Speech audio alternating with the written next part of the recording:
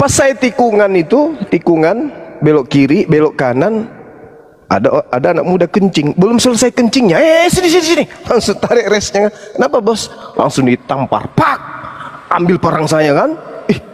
Kenapa? Langsung dicambut parang. Ada apa bos? Kenapa? Enggak ada cerita, ditebas habis-habisan, ditebas. Teman saya itu sudah lari kayak kelinci habis dihamili sama kucing. Lari kayak kelinci di pasar, dia dikejar sama massa. Saya nggak lari, ditebas saya mundur, ditebas lagi saya loncat, ditebas lagi saya salto, sedikit lagi saya jalan di atas air waktu itu. Karena teman-teman anak Luwu pasti tahu, saya belajar kerasakti. Jadi ya hadi ya bashir ya tabibi nabiyullah khairul khalqi jami'an lahu alamana sibi wal marati salatullah subhanallah. Bismillahirrahmanirrahim. Assalamualaikum warahmatullahi wabarakatuh. Kaum muslimin yang dirahmati Allah, semoga Allah senantiasa curahkan segala rahmat, segala nikmat yang berkepanjangan dan tiada berujung dari dunia hingga akhirat, insyaallah. Dan Allah pun kumpulkan kita para kaum muslimin di bawah naungan Rasulullah beserta para nabi, beserta para orang-orang yang Allah kasih, Allah sayangi, Allah cinta, insyaallah di bawah naungan Allah kelak di mana tiada naungan selain daripada naungannya, insyaallah. Amin amin Allahumma amin. Kaum muslimin, pada kesempatan pagi hari ini menjelang siang nih, saya akan mengunggah sebuah video di mana video ini mengisahkan tentang bagaimana kisah Akhi Zuma dalam perjalanan hidupnya. Ya. Ini lucu nih kaum muslimin. Tapi sayang, ya itu tadi tidak sampai usai ya. Saya mengikutinya itu karena kebetulan karena saya juga mesti menetapkan menetapi kewajiban hidup, tuntutan hidup kaum muslimin ya. Jadi tidak sampai usai.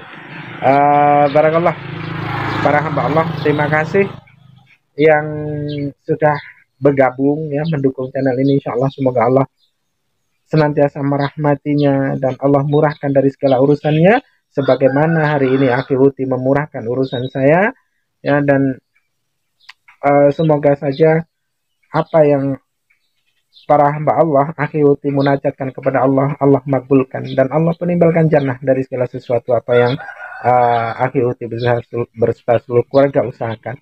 Dan mohon maaf kalau ada komen-komen tidak dapat saya balas satu persatu ataupun tidak saya balas sama sekali, itu karena keterbatasan saya ya. Device perangkat saya itu tidak lengkap, hanya sebiji, jadi kalau saya balas spam, jadi mohon maaf sekali ya. Terima kasih para hamba Allah dan ini videonya. Dari Samosir mau menuju Medan. Makasih banyak Aki. Sekali lagi nggak apa-apa.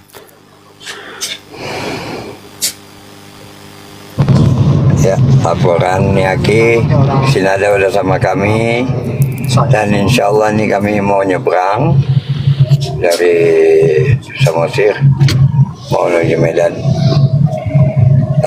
Makasih banyak Ki. Kalau dia kan itu Pak De, laporannya dia kan punya anak 2 itu. Ya dalam hal ini anaknya masih ditinggal di sana. Nah, nanti itu langkah kedua, bagaimana caranya nanti Nada dengan anaknya bisa dipertemukan. Anaknya masih kecil sih. Yang penting Nadanya dulu kembali ke Medan, ketemu orang tuanya. Habis nanti setelah semuanya recovery, pulih kembali ke daerah asal di Banten, tentu masih dalam pantauan umat Islam. Anak ini harus dimasukkan pesantren kalau perlu ya, atau masih seperti apa nanti ke depannya. Karena ini Bang Juma laporannya, nah ini kan tekanan psikologis begitu. Ya.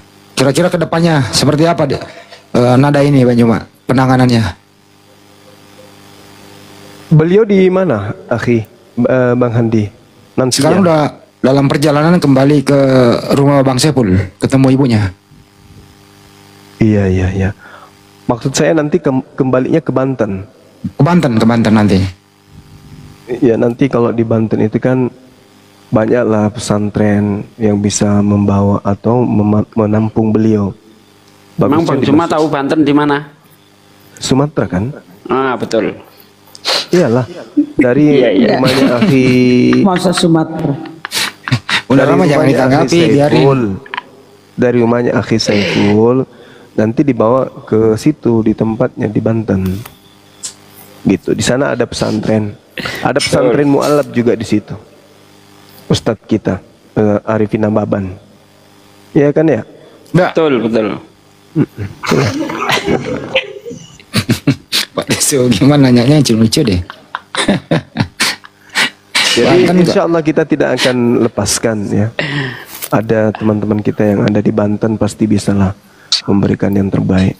Namun hal ini harus dibicarakan dulu sama orang tuanya. Apakah orang tuanya mau membina sendiri di rumah atau ingin melepaskan untuk kita lakukan pembinaan lebih lanjut. Seperti itu. Lanjut. Ya, mengenai anaknya itu kan seandainya kita tuntut secara jalur hukum itu tetap menang dia Bang Andi, karena hak asuh itu pada ibu bukan pada ayah. Insya Allah menang itu kalau dituntut, tapi ya itu nantilah ya kan, kita selesaikan dulu satu persatu. Apa namanya, yang penting udah dibebaskan itu alhamdulillah, itu udah merupakan kemenangan bagi kita. Bisa menyelamatkan satu orang dari upaya pemurtadan itu sudah merupakan kemenangan bagi kita gitu ya. Dan saya juga mengucapkan banyak terima kasih ya, utamanya yayasan API Apologet Islam Indonesia, mengucapkan banyak terima kasih kepada para netizen yang selama ini turut mendukung perjuangan kita baik secara doa maupun secara material ya. Anda yang sudah berdonasi untuk apa namanya kegiatan ini ya, terutama si Nada ini, insya Allah akan menjadi amal jariah. Tetap terus kita berjuang bersama ya, sesuai dengan kemampuan kita.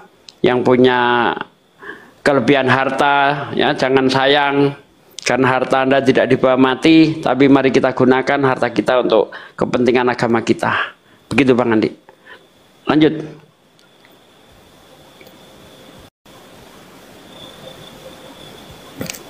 Suaranya kecil katanya. Ya, ini ada Agus Muslim apa Kristen?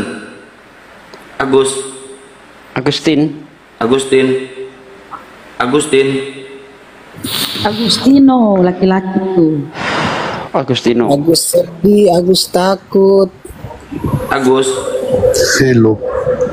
Ya, Muslim apa Kristen, Bang? Agus. Aisyah tadi tanya ngomong atau berkokok belagu saya turun. Agus sedih, Agus takut. Sabar, Kang.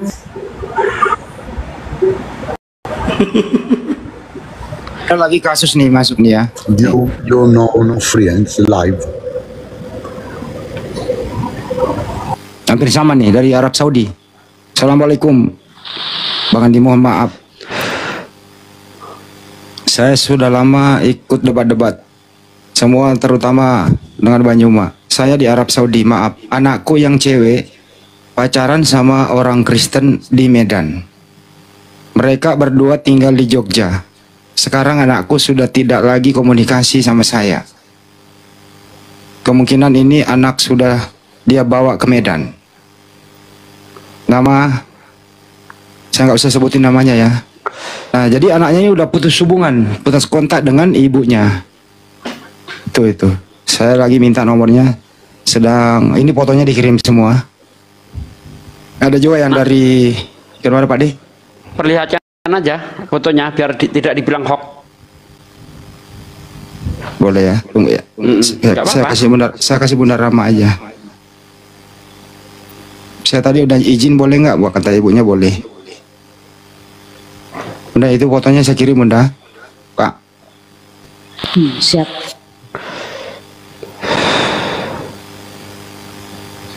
Cantik orangnya ya. Nih fotonya. Mana beautiful. Gede yang Bunda Tapi Rama. bisa membesarkan.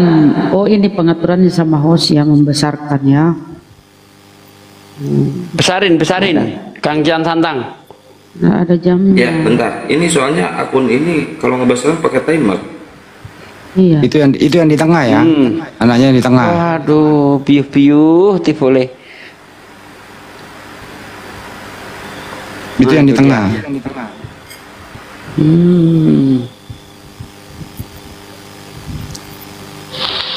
Udah. Ini yang mau dimurtadkan itu ya? Udah Atau sudah murtad? udah dibawa kabur oleh cowoknya. Nama anaknya namanya Sri Ninda.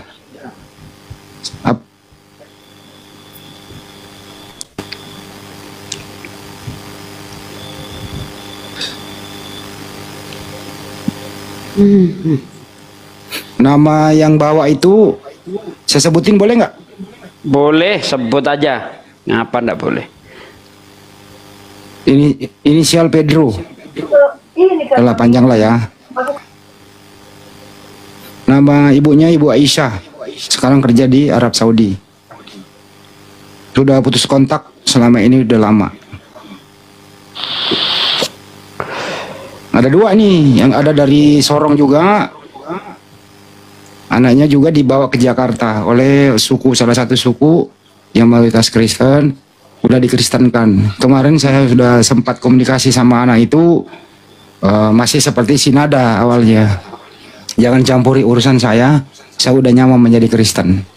Anda siapa? Saya bilang saya minta tolong sama bapak Anda yang ada di sini. Kata dia jangan ikut campur. Ya sudah. Itu ada dua ini kasus kayak gini. Itu loh. Kok banyak banget kasus kayak gini ya? Ada apa ya? Hamilisasi. Mereka licik ya, cara-caranya licik. Aduh parah. Rata-rata korbannya perempuan loh. Ya, ini ada Ray. Ray, selamat malam Ray. Malam-malam. Ya Ray. Malam-malam. Ray Kristen. Kristen. Oh baik. Ray, silakan mau diskusi apa mau ditanya apa mau bertanya? Oke, silakan tanya. Oh mau ditanya. Silakan guru ndak mau ditanya katanya. Ya, Buset. turun. Yang ditanya tapi kabur. Kocak. Ada yang nanya di bawah Bang Daeng, undangan di mana alamatnya di Medan kata di mana tadi? Ada. Yang mana? Kasus yang tadi? Alamat dia. Belum lah, saya juga belum. Ini masih kan dalam tahap ibunya konsul dulu. Kalau begini slow, ini nada aja ini loh. Nada ini, kasusnya ini hampir 8 bulan baru kelar. 8 bulan loh kami negosiasi. Lu pikir kami tidur? Kami apologet Islam Indonesia dalam hal begini, itu kami concern. Tapi kami nggak publis kok, kami kerja ini, kami kerja itu gitu loh. Ini membutuhkan tenaga, waktu, pikiran, termasuk dana, mobilitas kemana-mana begitu. Kami itu kerja, dan kerja kami itu sistem terorganisir, di bawah komando pembina dan penasehat, ketua, sekretaris, dan semua pengurus inti api gitu loh. Ya dikomandoi langsung oleh Bang Juma. Ya laksanakan. Pada Sugi iya kan, ya laksanakan begitu. Jadi terorganisir kerjaan kita itu, tidak kerja sendiri-sendiri. Begitu laporannya kepada kaum muslimin muslimat bahwa apologet Islam Indonesia itu tidak kerjanya debat aja. Kita bangun masjid, kita bantu mualaf, semuanya tanpa terkecuali. Itu loh kira-kira teman-teman ya. Ya, mungkin Guru Nda Juma mau menanggapi tentang trik mereka yang sekarang beralih ke hamilisasi, cara pemurtadannya. Iya, jadi itu bukan rahasia lagi ya, teman-teman sekalian. Bukan hanya sekedar hamilisasi yang terjadi. Ini saya juga sedang menerima laporan seorang ibu yang merasa sedih karena anaknya terpengaruh dengan kristenisasi.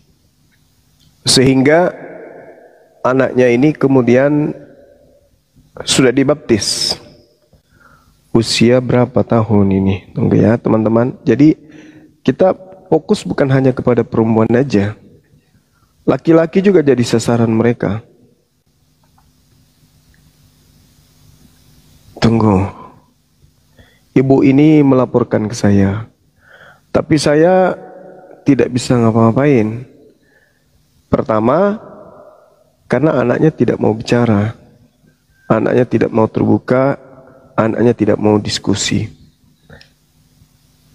Andai saja anaknya ini mau diskusi, ya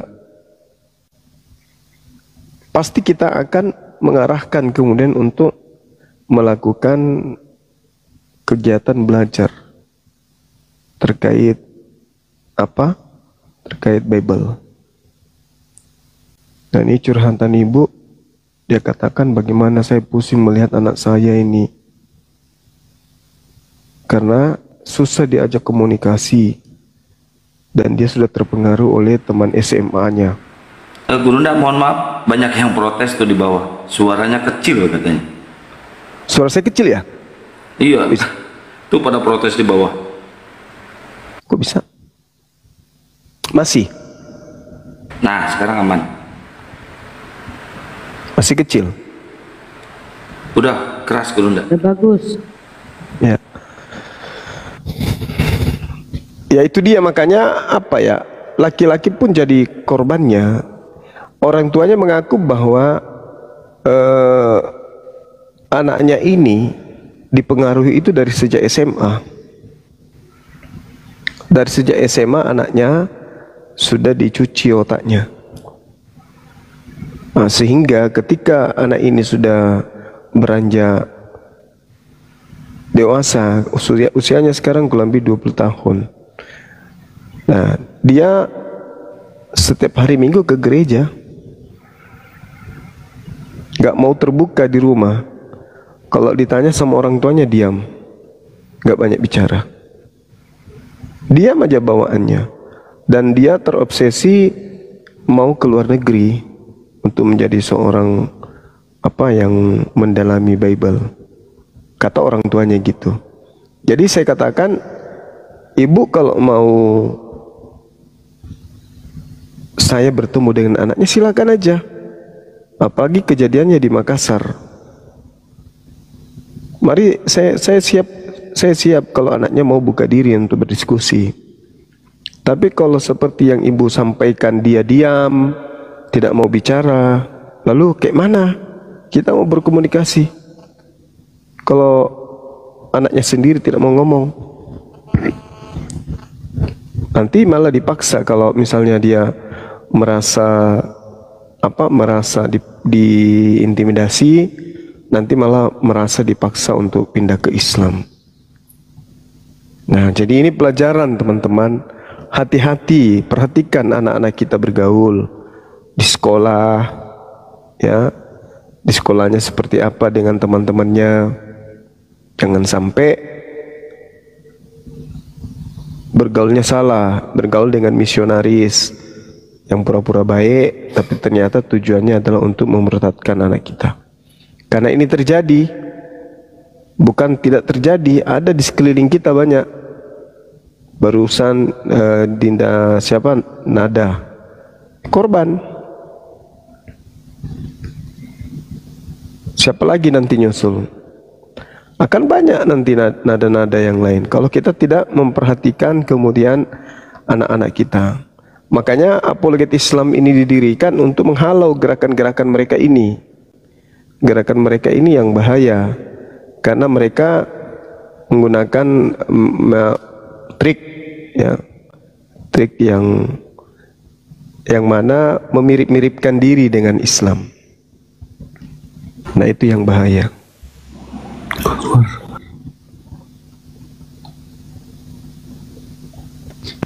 Jadi gimana caranya ya Gurunda supaya nih setiap orang tua ini lebih waspada nih terhadap anak-anaknya nih, kok sampai bisa kecolongan gitu?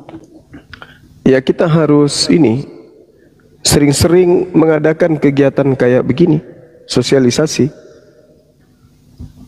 supaya anak-anak itu tidak terjebak. Orang tua juga peduli dengan lingkungan teman-teman, anak-anaknya dengan teman-temannya. Jangan dibebaskan begitu saja. Apalagi kalau sudah memiliki teman akrab, ya, akrab yang berlebihan, yang beda akidah gitu. Itu bukan dilarang, tapi dinasihatin. Sudah sejauh mana temannya kalau mengarah ke sini, atau dia ajak bertemu dengan orang yang lebih dewasa, diajak ngobrol membahas tentang hal-hal keagamaan, membanding-bandingkan Islam Kristen. Nah, itu harus dihindari. Karena kenapa? Mereka membanding-bandingkan itu, ya banyak trik yang mereka gunakan. Seperti si Lina Wijaya, coba lihat bagaimana Lina Wijaya mampu kemudian membuat orang yang tadinya berhijab kemudian ya bisa jadi lepas hijab dan melakukan kegiatan nyanyi-nyanyi lagu rohani gereja. Itu yang terjadi. Padahal itu kan sebenarnya nggak harus terjadi. Kita harus jujur. Mengajarkan agama kita itu harus dengan jujur. Kalau benar ya benar. Sesuatu yang salah pasti diajarkan dengan cara yang tidak benar. Dari situ aja kita sudah ketahuan agama ini visinya, misinya seperti apa. Itu kita lihat dari caranya disampaikan, diajarkan ke orang banyak. Gitu. Teman-teman. Artinya mungkin kita ini ya, terutama ibu-ibu ini ya, saudara-saudara yang netizen, jangan terlalu anak kita ya, harus kita pantau, gitu ya Gurunda ya, dengan siapa dia bergaul. Iya, betul, dipantau. Jangan dibiarkan begitu saja. Terutama yang jauh dari orang tuanya, yang kos, dipantau anak-anaknya saudaraku. Aduh, kalau kecolongan begini apalagi, kita nggak tahu, dibawa kabur segala macam. Ya Allah ya Rabbi, jahat mereka ini. Inilah contohnya si Nada ini. Bapaknya sampai meninggal dunia gara-gara mencari anaknya. Tuh. Kita sapa Johari Muslim. Johari, minta naik, kenapa mendiam Johari? Mendiam, diam.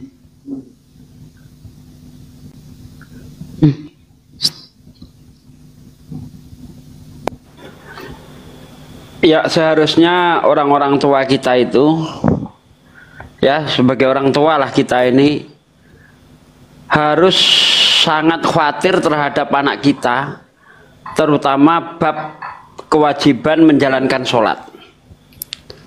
Itu yang harus kita pesankan kepada anak kita, jangan sampai meninggalkan sholat.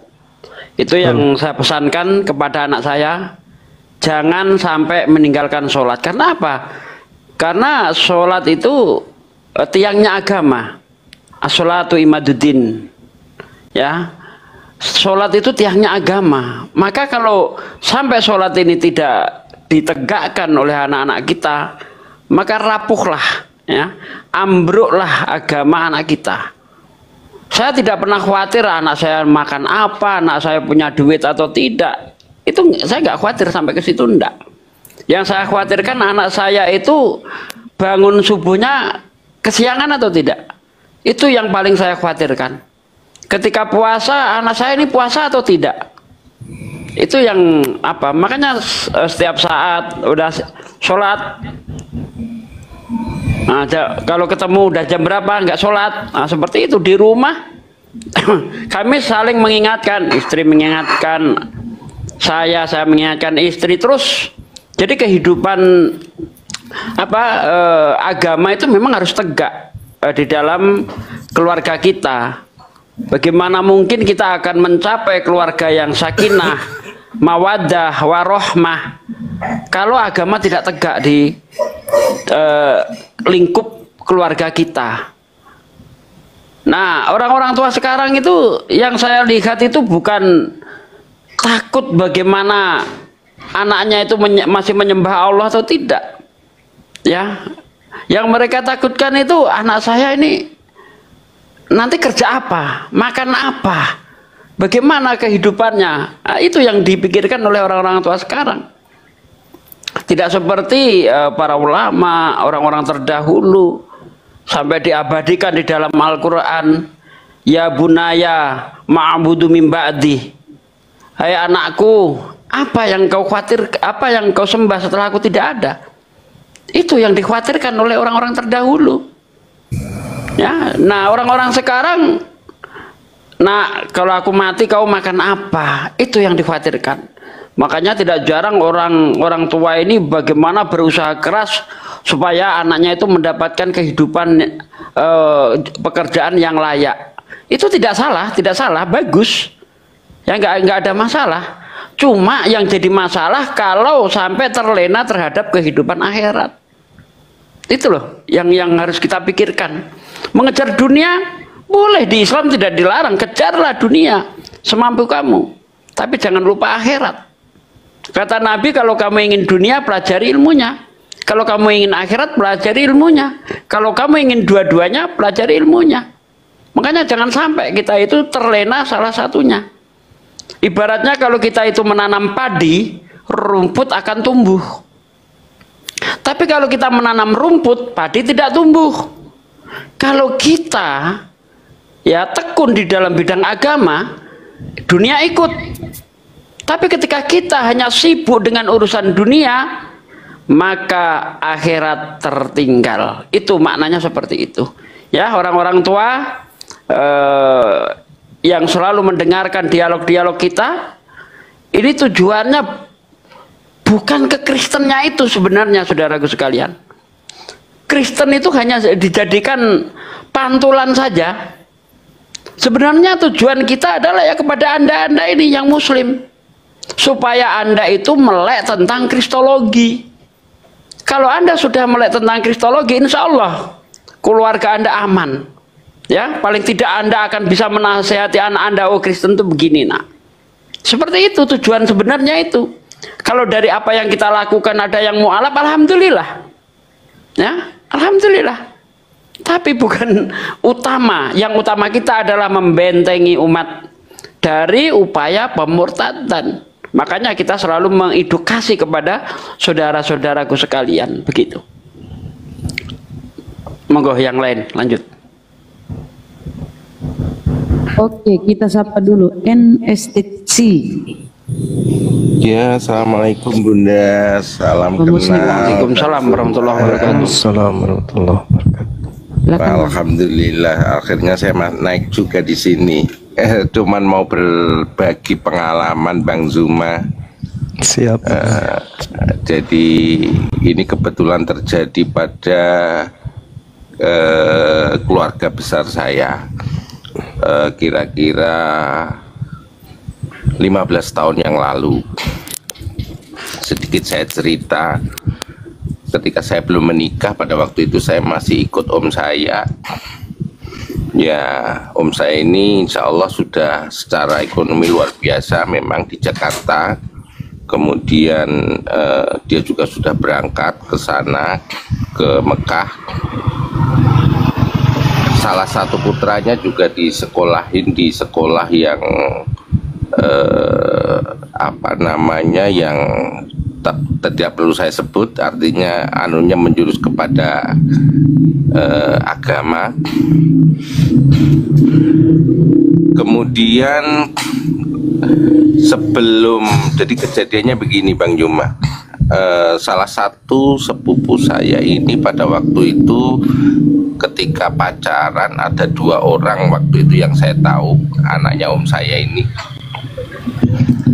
Saya nggak tahu pada waktu itu kenapa memilih yang si B, sementara yang A walaupun secara ini kurang cerdas, tapi si B ini saya kurang setuju karena dia Katolik pada waktu itu. Nah, yang jadi persoalan pada waktu itu adalah dia mau masuk ke menjadi mu'alaf.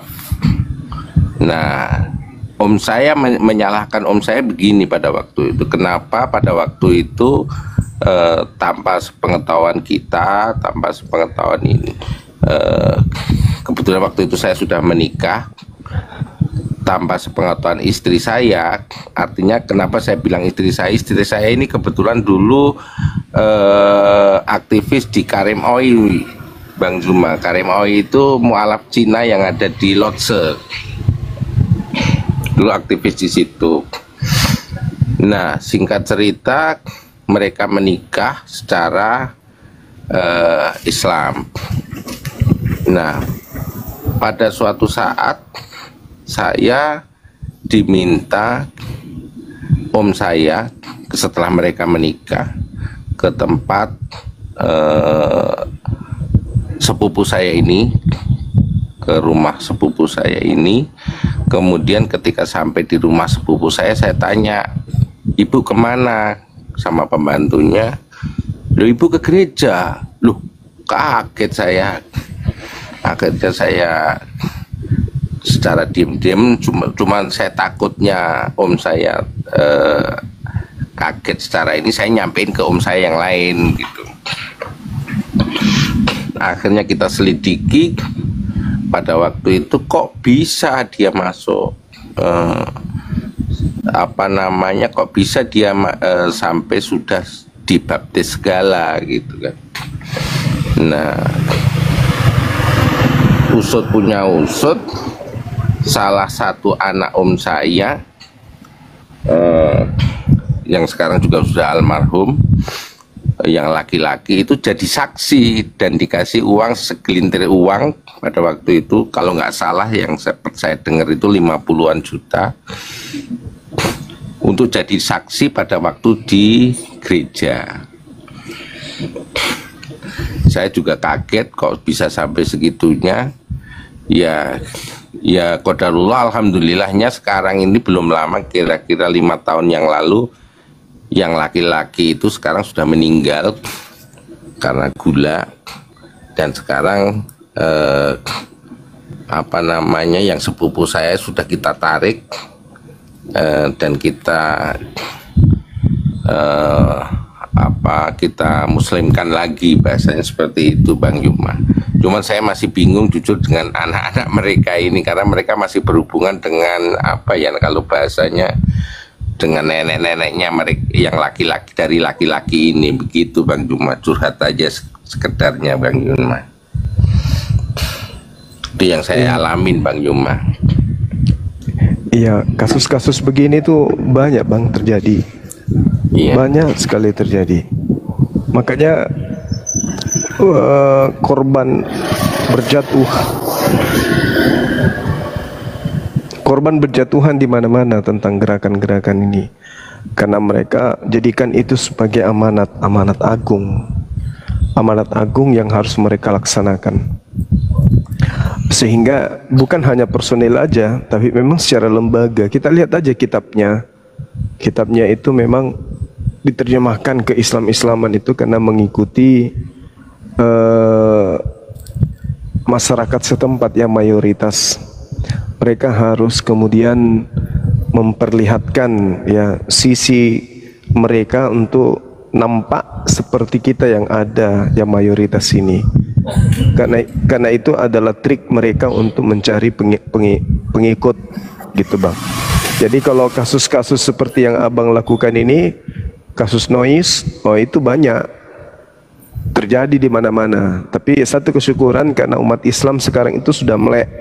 Bahkan guru-guru kita ini ada beberapa ulama yang sempat komunikasi dengan kita, para kiai, yang tadinya nggak tahu kalau di dalam kitab mereka itu Tuhan kita itu diperlakukan seperti itu. Maksudnya nama Allah itu mereka gunakan dan mereka tempatkan pada tempat yang tidak seharusnya, dan membuat mereka para ulama ini merinding setelah mereka mengetahui bahwa di kitab mereka itu ternyata disebut Tuhan kita itu seperti itu adanya. Makanya dengan adanya kisru yang terjadi beberapa hari ini, ya para ulama itu seakan-akan terbangun semuanya. Oh gini toh mereka, oh begini toh. Sampai ada yang berencana beli Bible, rencana untuk melihat apakah betul dan mempelajari di dalam. Ternyata selama ini apa yang kalian gaungkan di sosmed itu ternyata betul. Kupikir kalian itu cuma mengisi waktu aja, ternyata benar-benar ya. Oh ya, iya. Lihat aja kondisi teman-teman kita yang tadinya Islam tiba-tiba menjadi murtad, tiba-tiba meninggalkan Islam karena itu.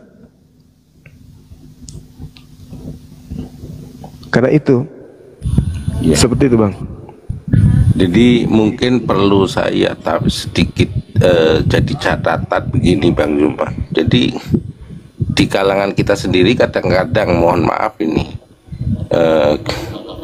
dengan apa ya, slogan mereka, berbagai cara mereka tempuh, salah satunya kan sampai kami keluarga besar kami itu menyalahkan Pak Haji, mohon maaf ini, salah satu yai di kota Bogor itu.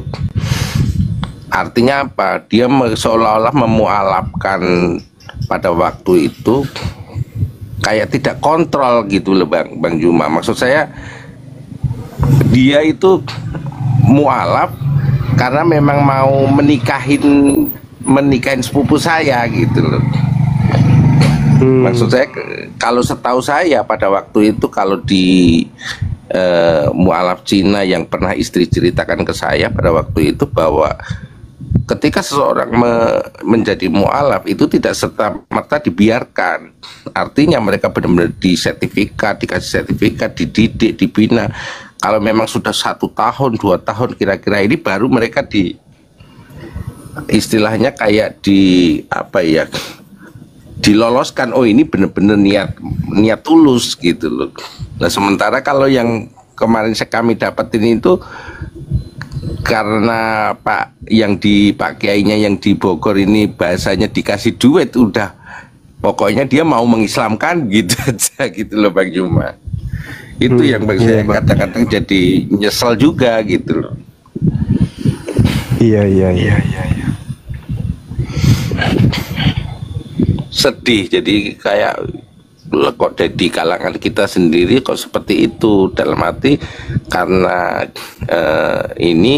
karena fulus sehingga dia mau mengislamkan, padahal di balik itu semua kan kita harus tahu niat dan tujuannya apa gitu secara benar-benar. Nah, ini yang perlu kita mungkin teman-teman cetuskan juga, artinya kira-kira supaya kita bisa menentukan bahwa ini memang benar-benar tujuannya bukan karena hanya sekedar menikah, tapi ternyata setelah menikah kan yang terjadi kan selanjutnya kan tiba-tiba sepupu saya ditarik ke sana. Saya kaget pada waktu itu seperti itu, Bang Yuma.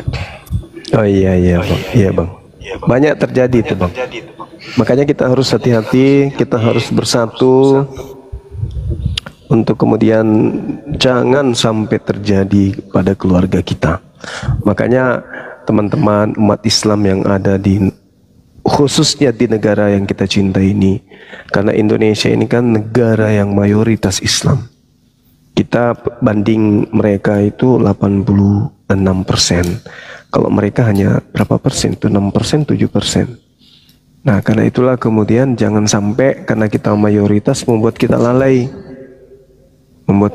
Kemudian untuk tidak memperhatikan anak-anak kita ini sehingga mereka mudah untuk dimurtadkan. Karena tujuan mereka itu memang ya bagaimana supaya amanat agung itu bisa berjalan. Utamanya misionaris kayak Lina Wijaya, kemudian yang mengaku orang Aceh, yang kemana-mana selalu pakai kopiah, itu yang bahaya itu. Yang penampakan kayak begitu. Makanya kita harus selalu gaungkan apologet Islam Indonesia ini, teman-teman, supaya di mana-mana orang tahu bahwa rupa-rupanya memang di sekeliling kita ini ada yang berkeinginan dan memang punya misi yang terencana untuk memurtadkan umat Islam. Tidak seperti kita umat Islam, tak ada kemudian upaya untuk mengislamkan orang, enggak. Kita hanya mengajak mereka berdiskusi, yuk mari kita diskusi. Kalau dalam uraian diskusi ini kemudian menyentuh hati kalian, menyentuh akal kalian, ya alhamdulillah. Kalau tidak, ya enggak juga. Karena Al-Quran datang itu diwahyukan oleh Allah kemudian ya semata-mata agar manusia ini menyadari bahwa ketika datang rasul-rasul, di atas muka bumi ini, dan mereka ingkar terhadap Rasul ini, bahkan yang bukan Rasul mereka sebut Rasul, maka tak ada alasan lagi di hadapan Qadir Rabbul Jalil untuk mereka ingkar. Kenapa kamu tidak menyembah aku? Karena dulu tak ada Rasul. Itu tak ada alasan. Makanya Al-Quran itu di dalam surah An-Nisa ayat 165, Allah kemudian menyatakan kepada baginda Rasulullah Muhammad SAW, A'udzubillahi minasyaitonirrajim, Rusulan mubashshirina wa munzirina li'alla yakuna linnasi 'ala Allah hujjah. Jadi fokusnya kepada hujjah ba'dar rusul. Wa kana Allahu azizan hakima.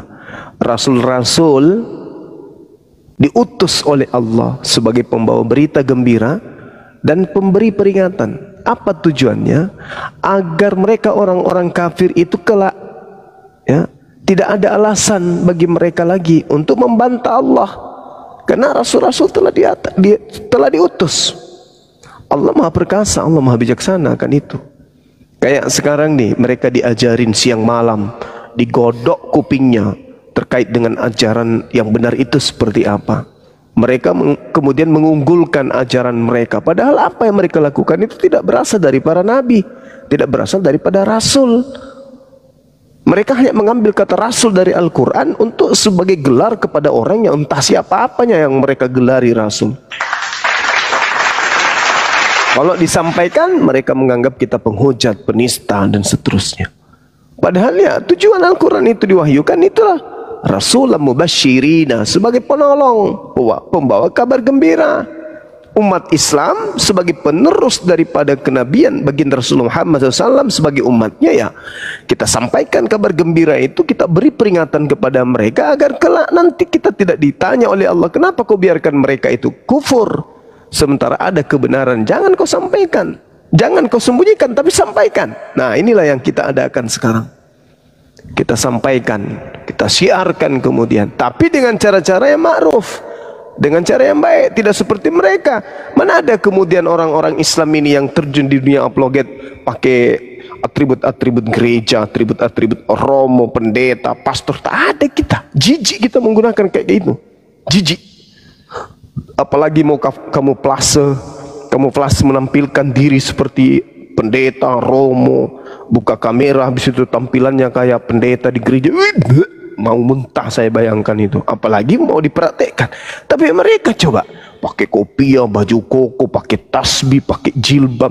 Apa yang kayak gitu-gitu? Yang suka kamuflase, yang suka palsu itu ya biasanya setan, iblis.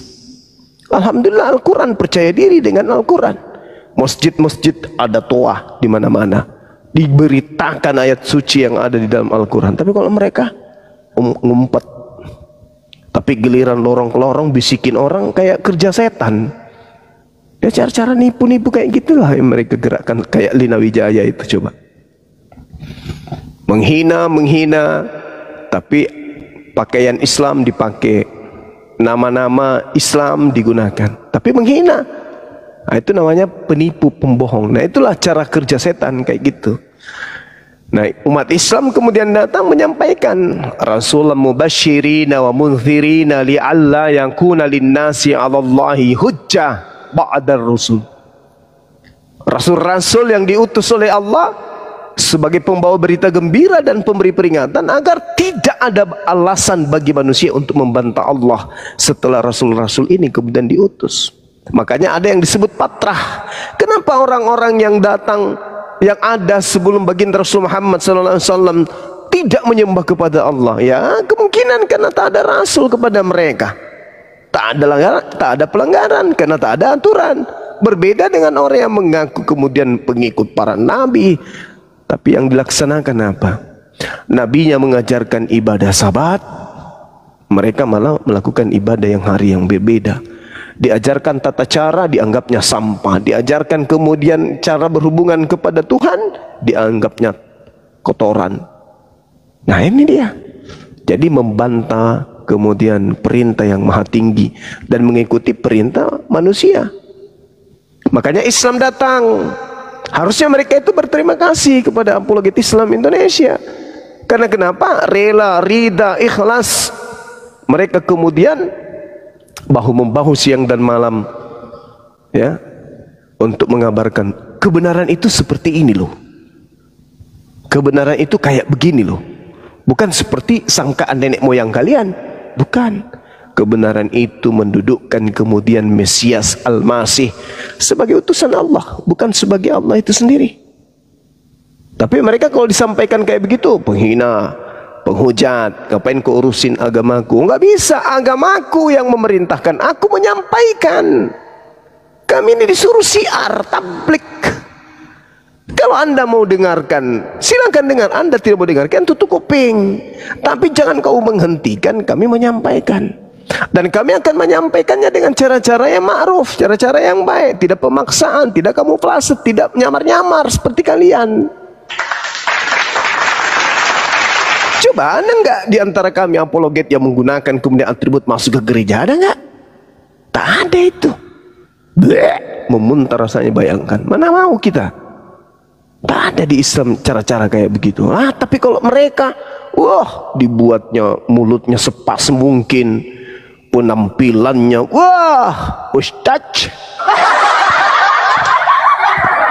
usjajah, Usjajah Lina Wijaya, Usjajah Mikana. Mantap sekali. Asik, mantap, mantap. Nah, makanannya babi. Betul, Bang, betul. Pakai jilbab, makanannya asu. Minuman khamar. Iya, menjijikan semuanya, Bang. Ya itu dia, kami jijik sebagai umat muslim. Betul, Bang, betul. Lihat perilakunya kayak gitu, kami jijik. Iya, Bang. Betul itu, Bang. Oke, saya kira gitu, teman-teman. Silakan diambil alih. Roni ke Kristen, Kak. Ya. Silakan. Kenapa yang kau mengiyakan? Apa kau sudah tersadar? Silakan. Iya, Kak. Ada satu pertanyaan ini, Kak. Kalau di masjid itu, Kak, kenapa dibikin di mana-mana itu, Kak, di sholat ya, gitu kali memanggil gitu kali Tuhannya, Kak, pakai shout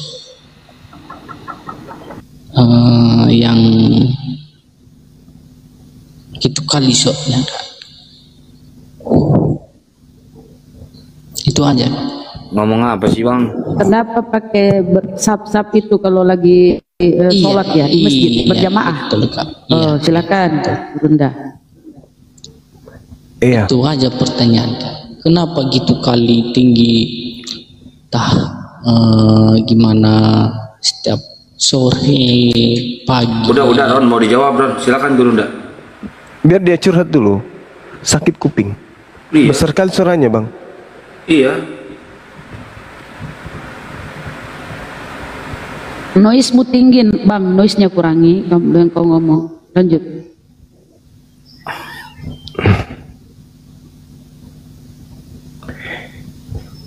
Mungkin yang dimaksud apa ya? Saf atau toa ya? Kurang jelas juga apa yang dia omongin. Ya, itu dia makanya iramanya ekonya terlalu tinggi, Bang. Dikecilin aja, sedikit aja ekonya. Tuanya kalau mengenai kemudian sholatnya kenapa 5 kali kita dipanggil sholat, kenapa sapnya itu sholatnya itu Bunda Rahma juga ikut-ikutan ekonya tinggi. Oh iya. Ya itu sudah diperintahkan oleh Rasulullah. Luruskan saf kalian, hendaklah kalian saling menempel, kan aku melihat kalian dari balik punggungku. Itu salah satu kemudian tata cara ibadah di Islam. Memang harus kayak begitu, itu aturannya. Karena diperintahkan ya kami lakukan. Kami umat Islam itu mendengar lalu mentaati. Tidak seperti kalian mendengar Yesus tapi kalian tidak taati Yesus. Kalau kami enggak, apa yang diperintahkan kami lakukan. Dilarang makan babi, kami enggak makan. Diperintahkan sholat Jumat, kami sholat Jumat. Diperintahkan maghrib, isya, subuh, zuhur, asar, kami lakukan. Kalau kalian apa yang dilakukan, apa yang diperintahkan Tuhannya Yahudi kepada Yahudi, kalian ambil kitabnya tapi kalian nggak lakukan.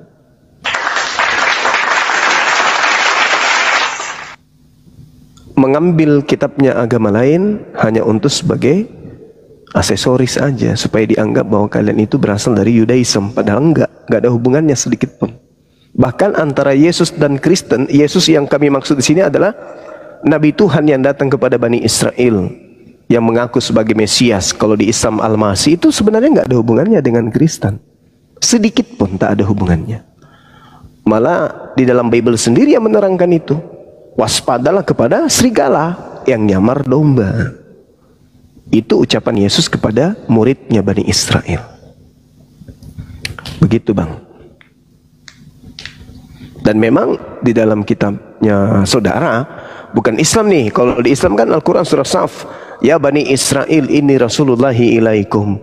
Wahai Bani Israel, aku ini adalah utusan Allah untuk kalian. Nah, di Bible menurut malaikat yang dicatat kemudian oleh Lukas di dalam kitab Anda sendiri, Lukas 1 nomor 33, dan Yesus akan menjadi raja atas kaum keturunan Yakub sampai selama-lamanya, dan kerajaannya tidak akan berkesudahan. Kristen bukan Bani Yakub. Kata siapa Kristen Bani Yakub? Bukan. Sementara kitab kalian sendiri menerangkan Yesus akan menjadi raja atas kaum keturunan Yakub sampai selama-lamanya. Raja untuk keturunan Yakub, bukan raja untuk kalian. Makanya di dalam pendalaman materi, kalau kita berbicara mengenai kasus tentang penyaliban, yang berbicara di dalam Yohanes 18:36 itu, saya curiga itu bukan Yesus. Kerajaanku bukan dari dunia ini. Loh, sementara malaikat mengatakan Yesus akan menjadi raja bagi keturunan Yakub. Kepadaku diberikan kuasa baik di bumi maupun di langit. Tapi yang disalib mengatakan kerajaanku bukan dari dunia ini. Tapi yang mana yang betul? Dia raja bagi Bani Israel, di mana keturunan Yakub kerajaannya di dunia, bukan di surga. Kerajaan Bani Israel itu di dunia kerajaannya. Sementara dikatakan oleh malaikat dalam Lukas 1:33, Yesus diutus sebagai raja untuk keturunan Yakub sampai selama-lamanya. Sedangkan yang digantung di salib mengatakan kerajaanku bukan dari dunia ini. Ayo, gimana dong? Bang. Kencang kali suaranya. Kecilin, Bang. Kecilin volumenya sedikit. Oke, Bang. Iya. Aku mau tanya gini aja, Bang. Kan di dunia ini agama itu banyak ya, Bang. Siap. Terus ada yang berkata begini, semua agama itu benar. Semua agama itu satu Tuhan. Berarti tiap agama itu beribadah tujuannya ke satu Tuhan kan? Misalkan gini, cuman beda nama doang atau gimana, Bang? Kan di Islam Allah, Allah. Kalau di Kristen Allah. Kalau di Buddha dewa-dewa kan Yeah. Nah gitu. Semua agama itu satu kan Tuhannya, yang mengatur itunya cuman nabinya kan yang beda agamanya. Apakah benar itu, Bang? Agama di atas muka bumi ini tuh sebenarnya dinul hak, agama kebenaran yang berasal dari langit itu cuma satu. Tak ada banyak agama. Kepercayaan orang lain yang kemudian berbeda-beda. Tuhan itu cuma satu. Makanya pada prinsipnya di dalam Al-Quran dikatakan gini, A'udzubillahi minasyaitonirrajim.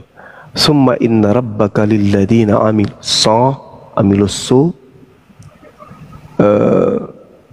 bijahalah. Di situ diterangkan dalam Al-Quran. Summa inna rabbaka lilladina amilus bijahalatin summa tabu min ba'di dzalika wa aslahu inna rabbaka min ba'diha lagafurur rahim. Kemudian kata Allah, sesungguhnya Allah mengampuni orang yang mengerjakan kesalahan karena kebodohannya. Kemudian mereka bertobat setelah mereka itu memperbaiki dirinya. Sungguh Tuhanmu setelah itu benar-benar Maha Pengampun lagi Maha Penyayang.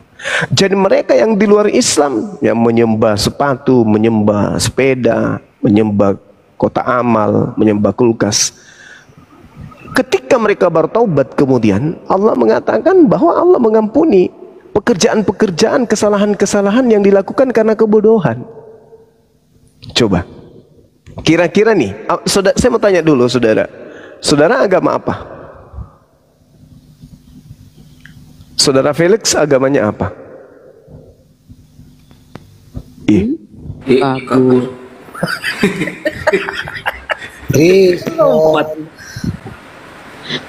cobalah, Al-Quran itu mengatakan seperti itu. Summa inna rabbaka lilladzina amilus su'. Orang yang kemudian jahil, orang yang kemudian bodoh, ketika mereka menyadari kebodohannya, menyadari kesalahan yang dilakukan karena kebodohan, kejahilan, lalu mereka bertaubat, Allah ampuni, Allah terima. Artinya di luar Islam itu jahil, di luar Islam itu ya jahil menurut Al-Quran. Di luar Islam itu bodoh. Terkait dengan akidah ya, bukan terkait dengan hal-hal yang lain, terkait dengan akidah. Berbicara mengenai konsep Tuhan, di luar Islam itu kata Al-Quran jahil. Mereka jahil karena mereka melakukan kesalahan karena kebodohan. Itu karena bodoh mereka, bukan karena pintar. Kalau umat Islam menjadi Islam, orang di luar Islam kemudian menemukan Islam dan menyembah kepada Tuhan yang memperkenalkan dirinya melalui Al-Quran, pasti orang itu cerdas, pasti orang itu pintar, pasti orang ini kemudian melalui proses penalaran akal sehingga mereka bisa menemukan Tuhannya. Berbeda dengan yang koar-koar di luar sana, menghina Allah, menghina Rasulullah, ketika ditanya yang mana yang Tuhan di antara ketiganya, bingung. Sehingga muncul istilah apa? Cincin ini 100% emas, 100% karet. Bodoh, jahil. Jahil. Kenapa dia mati? Oh, karena dia adalah separuh ayam. Kenapa dia hidup? Ya karena dia separuh PLN. Jahil, bodoh. Nah, orang-orang yang bodoh kayak begini kata Allah, sungguh mengampuni orang yang mengerjakan kesalahan karena kebodohannya. Ya makanya ya kita harus tablik, kita harus syiar, kita harus menyampaikan. Ini kewajiban. Seperti yang saya bahasakan dengan Bang Handi. Saya berdua dengan Bang Handi membacakan ayat suci Al-Quran. Ketika saya bacakan kemudian ke Bang Handi dalam surah Al-Kafirun, Bang Handi akan bertanya-tanya dan akan melirik saya, bahkan cenderung marah ketika saya membaca Quran di hadapannya. Qul ya ayyuhal kafirun. Aku katakan kepada Bang Handi, hai orang kafir. Bang Handi lihat saya, kok bisa kayak gitu kau bilang aku kafir? Ku lanjut ayatnya, la a'budu ma ta'budun. Bang Handi tengok, semakin emosi. Aku tidak menyembah apa yang kamu sembah, Bang Handi. Wala antum abiduna ma a'bud. Kamu juga bukan penyembah apa yang aku sembah. Bang Handi tambah marah. Karena ayat ini sejatinya harus disampaikan kepada orang-orang jahil. Bukan disampaikan, bukan hanya sekedar disampaikan sebagai pedoman akidah kepada umat Islam, tapi kepada orang kafir yang harus kita sampaikan, tapi dengan cara-cara yang baik. Lakum dinukum waliyadin. Bang Handi heran loh, sejak kapan saya beda agama dengan anda, kata Bang Handi. Kita kan satu akidah. Artinya ayat suci Al-Quran yang ini harus kita sampaikan kepada saudara-saudara kita, agar mereka mendengarkan, agar mereka tidak tampil ke Islam-Islaman, agar mereka tidak menyembah dewa tapi mengatasnamakan Allah atau Allah. Nah, seperti itu. Jadi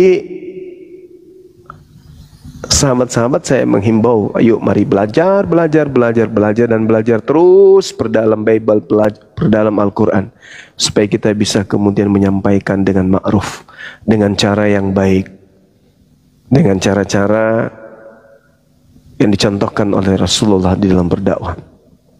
Tapi ingat kaidahnya kemudian, illal ladzina zalamu minhum, kepada orang zalim ya kita harus jangan melempem, jangan ngikuti iramanya, kita harus tegas, kita harus keras. Karena hikmah itu salah satu bagiannya adalah keras. Islam ini ditegakkan dengan jihad, dan jihad itu bisa terbentuk pada diri seseorang ketika orang itu punya karakter keras, tegas. Itu. Kalau ada orang yang kemudian tidak bisa melaksanakan itu, tidak ada sifat jihad di dalam dirinya, ya jatuh-jatuhnya kemunafikan. Itu munafik. Kenapa? Karena di luar daripada akidah Islam. Terkait berbicara mengenai keselamatan, ya kita harus satu kata dengan Al-Quran. Di luar Islam tak ada keselamatan. Maka karena kita adalah agama rahmatan lil alamin, kita nggak mau orang ini nggak selamat, maka kita harus menyampaikan seperti itu adanya. Nah, kemarin-kemarin para ulama, para guru-guru kita sudah menyampaikan itu. Mereka sudah tabligh, mereka sudah mendakwakan. Tapi di tengah-tengah kita kemudian muncul orang-orang zalim, para penista, para penghujat dan seterusnya. Ketika kita datang hadir untuk menghalau itu, kita yang dikatakan penghina, penista. Nah, inilah resiko dakwah. Saya kira begitu. Silakan kalau ada yang mau berdiskusi. Ini kebetulan nih ada Bang Zuma. Nah, saya kan masih punya ini nih Bang Zuma. Pakaian-pakaian saya sewaktu saya masih pendeta. Masih ada dasi, jas, kemeja-kemeja saya di masa lalu, sepatu pantofel saya, terus masih ada juga jubah yang biasa saya pakai untuk sakramen, untuk 5 sakramen ya. Kasih Bang Handi.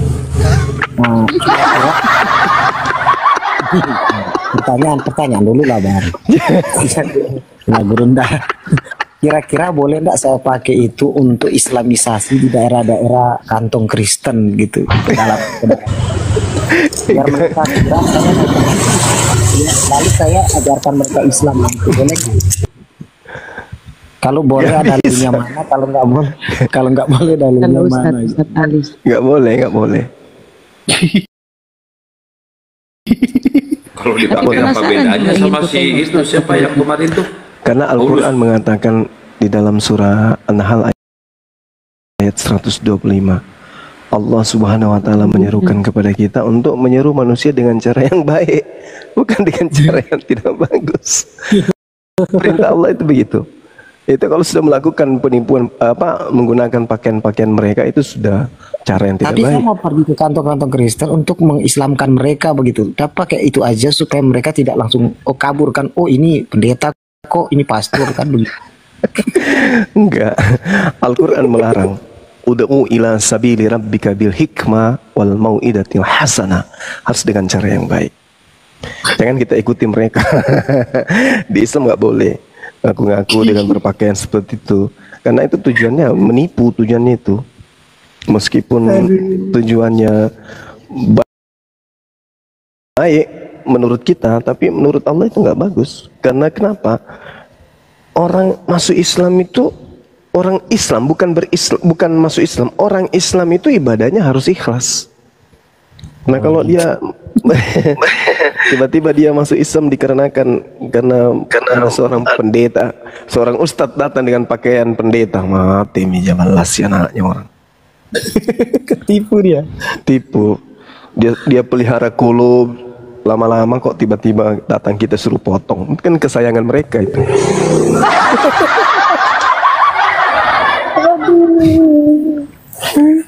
Kulub itu aksesoris terindah. Nggak kebayang ya Gurunda kalau saya pakai jubah itu, pakai sepatu, jubah, terus pakai stola. Aksesoris terindah. Pakai stola gitu. Gurunda tahu nggak stola itu apa? Stola apa itu? Cuman orang yang pernah makan babi yang tahu stola itu. Stola itu sejenis apa?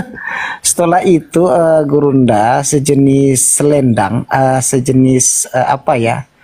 Shawl yang dipakai oleh pendeta di leher gitu, panjangnya sampai ke lutut. Di bagian pinggang ada 2 salib, di bagian dadanya juga ada 2 salib. Jadi tergantung kalau kita sakramen baptisan, maka stola yang akan kita pakai itu warna putih. Kalau sakramen kematian yang kita Merah. pakai itu warna merah. Kalau kebangkitan warnanya ungu karena ungu kan kerajaan. Kalau Yesus warna apa salnya? Warna merah dong. Kan itu Pernah dia pakai? Nggak pakai sih, itu kan doktrin. Nggak kebayang ya kalau saya pakai itu, pakai stola sama pakai jubah saya, itu jubah sakramen saya. Terus saya pergi ke kantong Kristen untuk mengajarkan ikro, yakut nafis, watul bari, sulamu taufik. Mana coba itu Viral, pasti Ustadz viral tuh. Viral saya. Tahu-tahu mereka masuk Islam semua, saya syahadatkan satu kampung begitu. Tapi mereka bersaksi, puji Tuhan, alhamdulillah saya masuk Islam karena kalau orang sebelah, kalau orang misionaris pada gila, jangan jadi ikut gila ya.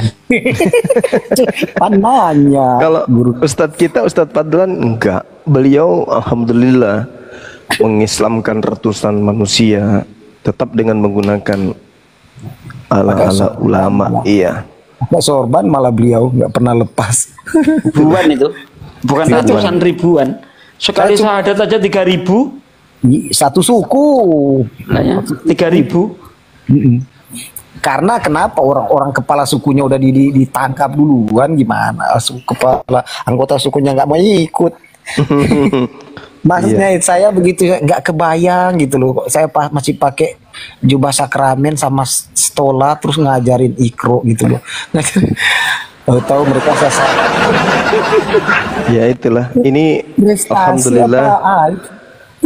Alhamdulillah besok itu sudah janjian beberapa hari sih sebenarnya, sudah berapa hari itu janjiannya. Selalu saya ini lambat.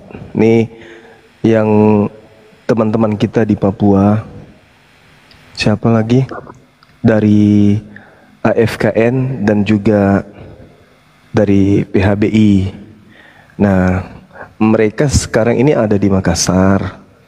Keberadaan mereka ke Makassar itu mengantar jemaat yang mau umroh dan berangkat besok pagi.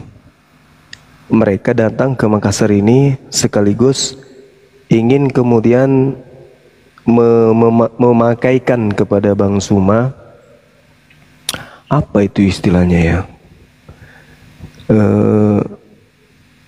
mereka Islam Papua memberikan cenderamata kepada Bang Suma berupa Koteka, bukan? Apa istilah itu, berupa mahkota dari Papua. Mereka berikan itu, Persatuan Umat Islam Papua diwakili oleh Ketua PHBI. Itu rencana sudah ditunda terus berapa hari. Mereka ingin memberikan itu mahkota penghormatan untuk diberikan sebagai apa ya, penghargaan, sebuah mahkota dari gelar baru. Nah itu dia makanya. Dan ternyata beliau, mereka yang hadir ini adalah ini apa istilahnya, AFKN itu pendirinya adalah Ustadz Fadlan. Alhamdulillah. Nah, yang kemudian bermarkas di Ciputat Islamic. Nah, kalau PHBI ini ternyata pengurus hari-hari besar Islam yang ada di Papua. Mereka datang, selain mengantarkan jemaah untuk umroh, juga mereka memang jadwalkan untuk ketemu dengan Bang Suma. Gitu. Ada Ustadz Muhammad Karet yang dari Papua, beliau yang pimpin kemudian ingin memberikan mahkota yang katanya mereka bawa jauh-jauh dari Papua. Sayang kalau tidak bertemu dengan Bang Suma. Ini sudah berapa hari minta ketemu. Makanya saya katakan insya Allah bukan besok Kamis, karena Jumat mereka balik lagi ke Papua. Nanti kita kirim videonya ya, atau fotonya pada saat kita diberi mahkota Papua. Ya teman-teman ya. Alhamdulillah teman-teman di Muslim Papua itu ternyata memperhatikan kita juga, apologet Islam ini. Mereka sangat bangga kemudian dengan adanya apologet ini. Mereka dengan mudah bisa mengetahui pelajaran-pelajaran tentang Kristologi. Nah, ini yang menjadi penghubung adalah saudara kita yang memiliki akun WA Nagasja 49. Mudah-mudahan beliau panjang umur, sehat selalu, karena beliau yang punya inisiatif mendatangkan para ustadz dari Papua sekaligus untuk silaturahmi dengan Bang Suma. Satu kesyukuran bagi kita ya. Bukan mahkota duri, nggak mau aku. Bukan itu mahkota kalau yang Wijaya yang ngasihnya ciri mahkota khas. duri, Gurunda. Iya sih. Dan satu kesyukuran lagi, Ustadz Fadlan kemarin itu minta nomor saya melalui ketua umum MCI pusat. Beliau nelpon, Ustadz Fadlan mau berbicara. Ya udah. Tapi nomornya sudah ada sama saya juga. Saya tinggal beliau katakan, Bang Suma kalau misalnya ada waktu senggang, suruh beliau WA, aku pingin nelpon. Ada hal penting yang ingin aku bicarakan. Begitu teman-teman, sekedar informasi ya. Gurunda izin, Gurunda, kalau nanti dikasih koteka, kasih ke Bang Handi ya Gurunda. Bukan, gak cocok Bang Handi koteka. Yang tadi yang aksesorisnya Dinda Pelipus itu yang bagus. Ini ada Bang Jeffrey, Itu mau selamat dikasih malam. ke logika katanya. Ini ada yang bilang katanya mau diserahkan aja ke logika itu baju Filipus. Ya, Bang Jeffrey. Ya, halo. Kristen ya Bang? Maaf, saya Muslim. Oh iya, ada yang mau disampaikan Bang? Alhamdulillah. Assalamualaikum Bang. Mau ini titip pesan untuk Bang Suma sama Api. Pertama,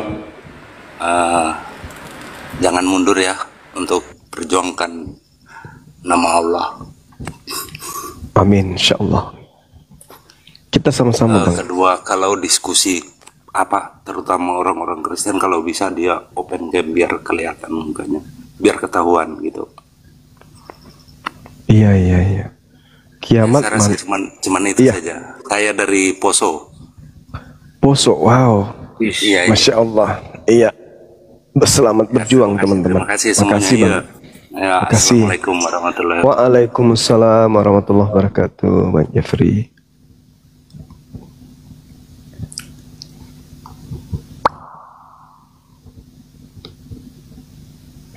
Oke, kita sapa Madi. Selamat malam Madi. Oke Bang Jeffrey, kita turunkan ya Bang ya. Terima kasih banyak ya dukungannya. Madi, ini kayak nama India. Oh, Kristen, Waalaikumsalam. Oh, Muslim. Muslim Bunda, Muslim. Silakan, apa yang disampaikan? Ini kebetulan saya naik, kebetulan ini ada Bang Suma. Iya, ini kebetulan saya sekampung dengan Bang Suma. Saya dari Palopo Bang. Wah, iya. Ya, gini Bang, saya mau bertanya, apakah apologet Islam itu terbentuk di Palopo Bang? Ada tim kita di sana, cuman belum di SK-kan karena mereka bingung memilih siapa yang mau jadi ketua, karena semuanya mau jadi ketua. Oh gitu Bang, soalnya saya ingin mau ini, kalau memang sudah terbentuk, mohon petunjuk arahan, saya ingin bergabung di situ Bang. Iya, tapi kalau misalnya Bang Madi mau jadi ketua bisa. Tinggal belum sampai ilmu Bang. Masih butuh Di mana Ki? bimbingan Palopo ini. di jalan mana cari? Saya di kota bang, Palopo kota, Ratulangi. Oh Ratulangi, iya iya. Dekat dari Mandenungan itu ya? Iya. Iya. Ini saya ikuti Bang Sun, kebetulan saya juga salah satu alumni pesantren Datu Sulaiman bang. Mati mija, balas ya anak. Iya bang. Lekin tak kapan deng? Gurunda. Enggak lah, masih anak-anak ini suaranya ku dengar. Makanya saya ini perlu mendalami lagi ilmu-ilmu keislaman bang. Walaupun saya sudah sebenarnya saya masih dangkal soal pemahaman Muslim. Jadi mohon arahan sedikit bang, ketika apologet Islam sudah terbentuk di Palopo, mohon arahan, saya ingin bergabung di situ bang. Iya. Jadi dalam waktu dekat sesuai dengan yang dibicarakan Bang Dalbo, Palopo, Bone sudah akan terbentuk di sana DPC. Ya, Dewan Pengurus Cabang. Kemudian kalau di Palopo juga dibentuk, ya alhamdulillah berarti sudah 2 di Sulawesi Selatan ini. Dan memang kita harapkan setiap kabupaten itu ada DPC-nya. Kalau di Makassar bang sudah terbentuk bang ya?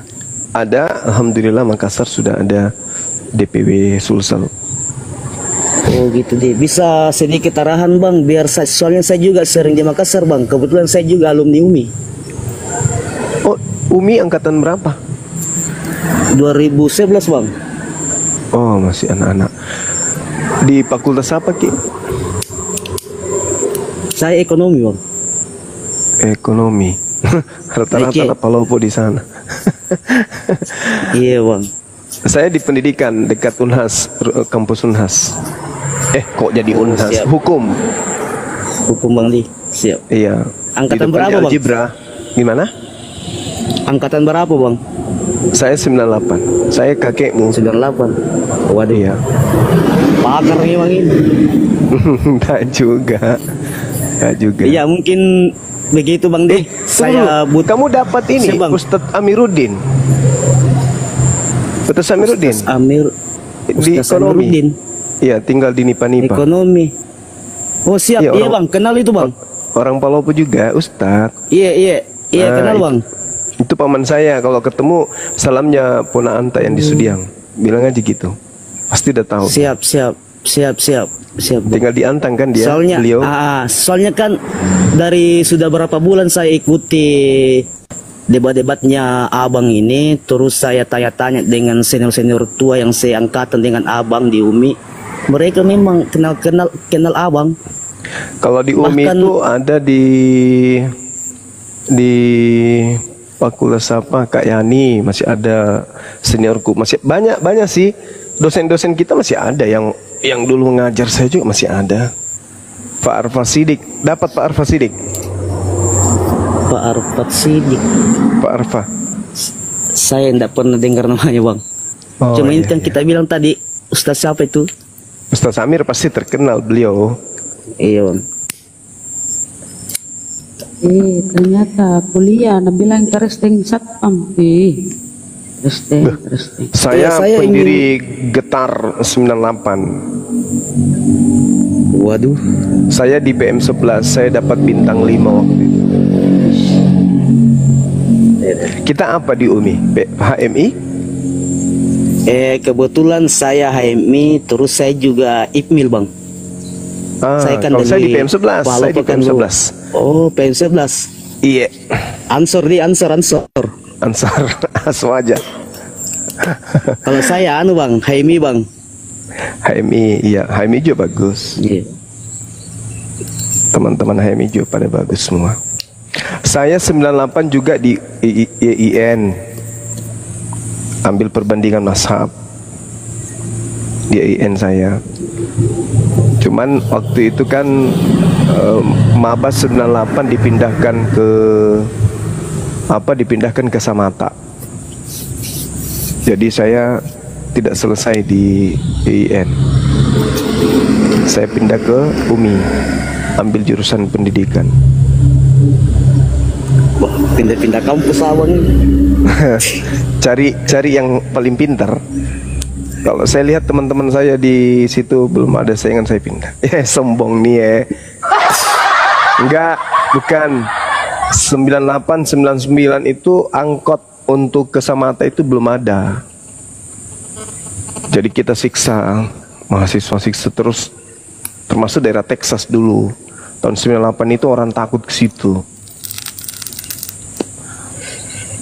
Sementara saya orangnya suka aktif, jadi saya bergeser ke Umi. Gitu. Siap. Gini bang, apa namanya bang? Saya betul-betul menanya bang, bisa saya DM abang sebentar supaya kita ada kontak bang, gitu. Boleh. Terus ketika apologet mau terbentuk di Palopo kan bisa saya ini abang toh. Gimana Iya. bang? Bisa. Palopo itu memang harus wajib malah di situ. Palopo. Kenapa? Banyak keluhan-keluhan saya itu dari area Masamba. Kemudian ada di Batu Setando, ada juga yang daerah Mangkutana bawah sana sampai di Tarengge. Itu banyak gerakan-gerakan kristenisasi di situ. Iya bang. Apalagi kamu usia berapa pada saat perang Sara di Dandang? Kok Dandang pula? Di mana lagi? Waduh, masih kecil kayaknya. Iya, Dandang lah. Masih SD mungkin. Tahun 99, kau masih kecil. Tahun 2000. Iya bang. Karena saya kelahiran 93 bang. 93, baru usia 7 tahun orang perang situ. Saya semester 3. Situ Cuman dulu, ini waduh. Sempat saya ikuti diskusinya abang bercerita ini pernah ada insidennya abang di Masamba itu. Oh iya, betul. Ya. Saya hampir mati di sana, ya Allah ya Karim. Kau ingatkan saya, itu lucu. Jadi teman-teman yang keroyok saya dulu di Masamba itu, di pasar Masamba, saya hampir dicincang di sana. Alhamdulillah mereka jadi aktivis jamaah tablik, masya Allah. Ada Kang Dadang dan teman-teman di Masamba. Assalamualaikum Kang Dadang. Ya, timnya beliau itu yang hampir saya sempat ditebas. Saya ditebas 4 kali tebasan. Tapi alhamdulillah ilmunya Angling Dharma masih ada waktu itu kan. Jadi berarti nggak sia-sia saya nurunin ilmu ya Gurunda. Iya. Enggak, saya kan nggak tahu. Kita anak pondok kan, kita nggak pernah keluar dari asrama. Tiba-tiba tamat, kita ingin jalan-jalan kemudian ke Masamba. Di situ ada permandian air panas. Jadi kita keluar, kita mau ke gunung, nggak ada yang ingat bawa parang. Kita mau ke gunung harus ada senjata dong, minimal tebas duri atau untuk membersihkan jalan kan. Kita mau bermalam di atas. Muncullah inisiatif ke pasar beli parang. Kenapa pula saya yang pergi ke pasar itu beli sama temanku namanya Rujahanu, orang Lombok. Inilah yang hibur saya, si Rujahan ini. Setiap kali dipukul teriak panggil mamanya. Oh mama.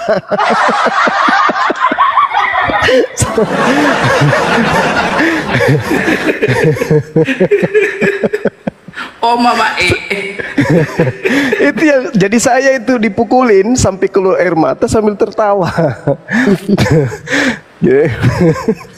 Setiap dipukul, habis itu dia teriak-teriak itu pakai bahasa Lombok. Jadi saya tertawa kan. Aduh. Bukan dia dipukul, dia teriak ya? Dia nggak ditanya. Kenapa? Kenapa Bun? Bukan dia yang dipukuli, kok dia yang teriak? Apa ya? Enggak, dia juga dipukulin juga. Udah kayak dipukuli. Saya Bunda Rahma waktu itu sudah dikasih baring, sudah main di lumpur, habis itu dikencingin sama massa di situ. Bagaimana kita mau melawan tangan kosong? Jadi ceritanya gini, singkat cerita saja ya. Saya jalan kaki tinggalkan rombongan berdua kami. Namanya masih SMA kan, masih semangat-semangatnya. Masuk ke pasar beli parang. Orang masih santai-santai aja di pasar itu, masih santai-santai aja. Kita juga nggak melihat ada sesuatu yang aneh. Begitu saya habis beli parang, saya ingat sekali 17.500 parang itu kubeli. Ku pasang, ku selipkan masuk di belakang, di tengah-tengah jaketku itu ku selip. Jadi gagangnya kelihatan parang itu. Saya jalan di tengah pasar, mau tahu orang semua lari. Hah? Jadi saya merasa, wah semakin jago saya, orang pada menghindar semua ini. Kayak di film kan. Ternyata keren aja. Memang mau apes. Ternyata mau tahu, kemarin sebelum hari itu ada dari warga di situ yang dikirim mayatnya ke pasar, habis dipotong-potong. Sementara saya orang baru buat mereka. Mereka berpikir ini musuh yang datang masuk ke wilayah kita. Gila nggak? Sementara saya nggak tahu apa-apa, saya nggak ngerti apa-apa, nggak tahu apa-apa. Orang sama, begitu saya jalan orang semua pada berlarian, ibu-ibu berlarian, ada yang lagi susun dosnya berjatuhan semua. Ih kenapa orang ini?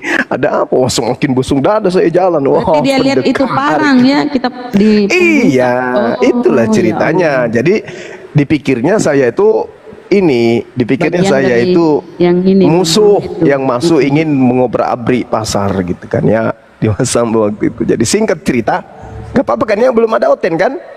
Belum lanjut.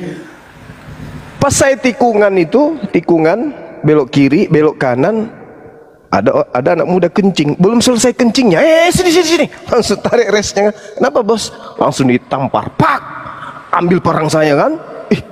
Kenapa? Langsung dicambut parang. Ada apa bos? Kenapa? Enggak ada cerita, ditebas habis-habisan, ditebas. Teman saya itu sudah lari kayak kelinci habis dihamili sama kucing. Oh lari kayak kelinci di pasar, dia dikejar sama massa. Saya nggak lari, ditebas saya mundur, ditebas lagi saya loncat, ditebas lagi saya salto, sedikit lagi saya jalan di atas air waktu itu. Karena teman-teman anak Luwu pasti tahu, saya belajar kerasakti. Jadi ada ilmu bela diri di sana itu kayak kungfu. Itu saya belajar kerasakti. Lama saya belajar, hampir 3 tahun saya di Kersakti itu belajar. Jadi kalau anak Luwu pasti tahu. Kita peragaan setiap 17 Agustus, anak-anak Kersakti itu peragaan di kantor, di depan kantor kecamatan. Setiap 17 Agustus. Nah singkat cerita, jadi dia emosi kan karena ditebas nggak pernah mau kena. Saya mundur masuk ke toko Cina, ruko Cina yang di sudut itu. Orang Cinanya suruh saya keluar. Kurang ajar.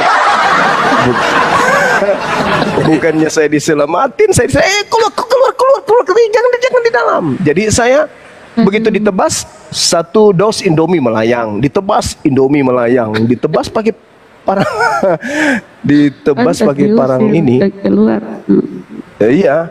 Nah, semakin rame. Pasar sudah jadi hitam. Mati saya. Jadi dalam benak saya itu mati saya ini mati. Tapi polisi kasih kode, dia tekankan tangannya ke bawah, maksudnya itu jangan melawan. Polisinya lagi makan apa? Ada di situ jualan es, kue beroncong. Kalau orang sana bilang, polisinya 2 berdiri, kasih kode jangan melawan. Dalam hati saya, ini polisi apa? Kok enggak ini ya? Ternyata singkat cerita, iya ternyata memang dari sudah hampir sebulan di situ kacau, saling culik, saling potong, kita nggak tahu masih di tempat itu. Jadi waktu itu datang berlarian.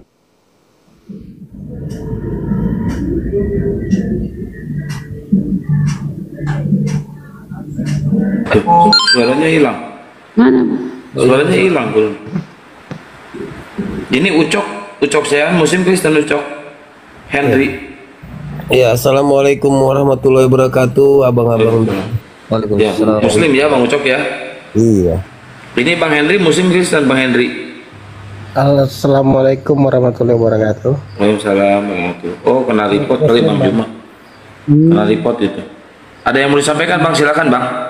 Ya Bang, sebenarnya saya salam salut itu untuk Abang udah Zulkifli, Bang Juma. Terima kasih untuk host dan teman-teman seperjuangan di Apologet semuanya.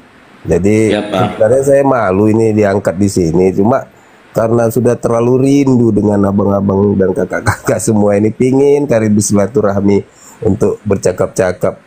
Jadi dikasih kesempatan gini, Bang Jumanya terungkat pula itu ya kan. Iya, jadi, kena report kali. Oke, ya sudahlah. Oke, makasih ya Bang. Salam kenal lah semuanya. Siap. Saya dari Medan. Nggak tahu nih mau berbuat apa untuk apologet, tapi kalau saya dibutuhkan dengan lapang dada saya akan membantu. Siap. Insyaallah. Mantap Allah bisa terkabulkan lah harapan saya. Amin. Oke lah iku. Terima kasih ya semuanya. Bang, atas dukungannya. Assalamualaikum warahmatullahi wabarakatuh. Waalaikumsalam warahmatullahi wabarakatuh. Silakan Bang Hendri, apa yang disampaikan? Yang tadi kaum muslimin ya, yang dimana Akhi Zuma memberikan pemaparan bagaimana dahulu ya, ketika masih muda beliau menjadi aktivis, beliau menjadi seorang yang hebat ya. Menurut saya luar biasa. Itulah sejarah hidup beliau. Dan setiap orang, walaupun setiap orang itu mempunyai sejarah perjalanan hidup yang berbeda-beda, memang ya itulah lucu kadang ya, lucu di masa lalu itu tentang bagaimana Allah terkadang menguji dari perjalanan hidup kita. Ini kadang-kadang kalau kita ingat saat ini, kita ya Allah lucu gitu ya. Dan hampir mirip-mirip ya, saya sama Akhi Zuma itu sejarahnya hampir mirip-mirip gitu, mirip-mirip, hanya saja beliau adalah orang yang terpelajar, sementara saya tidak ya. Kalau saya perjalanan hidup di jalan, kalau beliau perjalanan hidup ketika menuntut ilmu, kalau saya mendapati perjalanan hidup karena pengalaman hidup di jalan ya, penuh dengan kekerasan. Itulah dahulu saya juga. Masya Allah, kalau ingat tuh, saya tidak pun menyangka juga kalau saya ini bakal hidup sampai tua, itu saya juga tidak menyangka gitu. Baik kaum muslimin, terima kasih yang sudah mendukung, semoga Allah senantiasa merahmatinya, dan saya akhiri video saya ini. Wassalamualaikum warahmatullahi wabarakatuh.